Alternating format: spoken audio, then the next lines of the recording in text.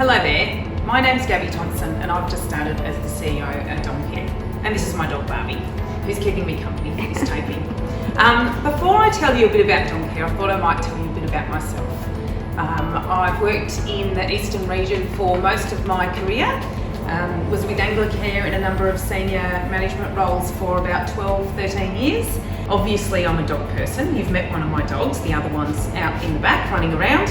I live in the Yarra Ranges and I have two grown up beautiful children and a husband who's not grown up and still lives with me. And for a hobby, our main passion apart from gardening is we do indoor rock climbing. So that's a little bit about me. And indoor rock climbing conveniently is right near Doncare. So that was another reason to come and work for Doncare. So on to Doncare. So I started with Doncare just after Easter. So for many of you will realise that that was right in the middle of the COVID disaster, and got there and the team were just having to deal with what on earth do you do in a pandemic and continue to run services to make sure that our community remains safe and still supported. We've got a range of services, all of which have needed planning, that we've been able to still continue to do in various different ways and shapes and forms. So for those of you that know about our emergency relief program, that program still continues to function and sadly has seen an increase in the community accessing that program. But we're happy to be able to still continue to deliver that service. Another vital service that we have connected to our emergency relief service is called our case management service. And basically what that is people that have accessed emergency relief, but they have some issues that are needing ongoing support. You can have the support of a worker, be it short term or medium term, to help navigate through the system and navigate through what are some of the issues that are leading people to be in a position that they need to access emergency relief in the first place. And the idea is together we find some solutions and people feel that are no longer in that situation, ideally.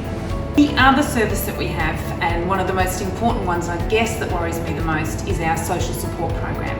And the reason that worries me the most is that's the program that works with our senior citizens.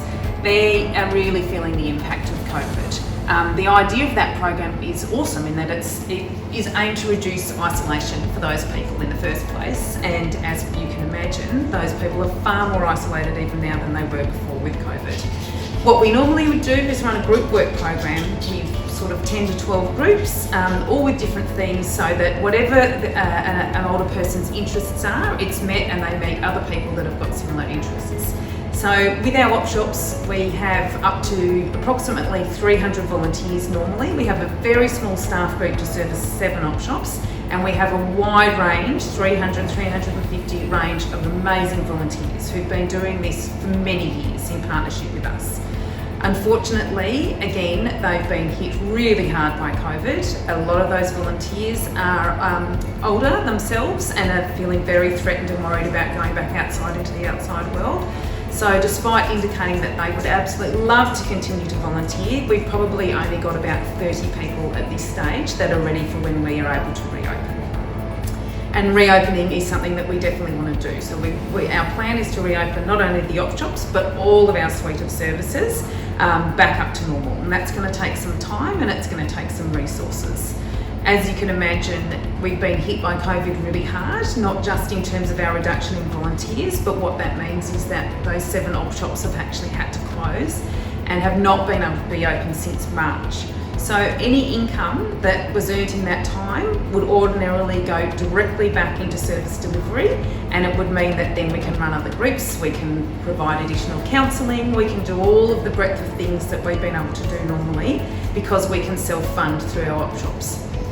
We can't do that at the moment because they've been shut since March, so it's put an enormous financial strain on us. So much as I hate asking people for money, I find it really uncomfortable. As the CEO of an absolutely awesome agency that I want to see continue going forward and stand on its own 2 feet, I need to ask the community to help us.